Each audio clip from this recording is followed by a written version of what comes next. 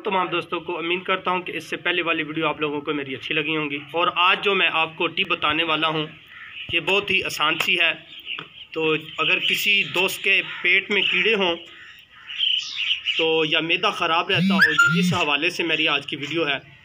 तो आप लोग जो हैं वो अजवाइन इस्तेमाल करें तो इंशाल्लाह आपको इस चीज़ से जो है वो छुटकारा मिल जाएगा। अगर किसी दोस्त का पेट ख़राब रहता है तो ये भी इस्तेमाल कर सकता है, मैदे की ख़राबी की वजह से है। तो आप लोग जो है अजवाइन इस्तेमाल करें। वो कितनी इस्तेमाल करनी है आपने,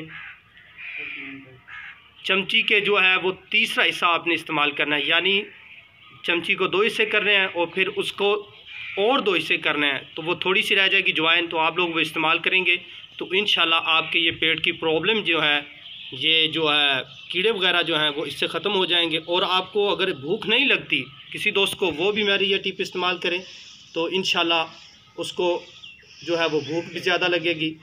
तो जो तमाम जो बीमारियां हैं उससे भी जो है फ़ाका मिलेगा। उम्मीद करता हूँ ये वीडियो आप लोगों को मेरी अच्छी लगी होंगी। तो नेक्स्ट वीडियो के लिए मुझे इजाज़त दें। अल्लाह हाफिज़।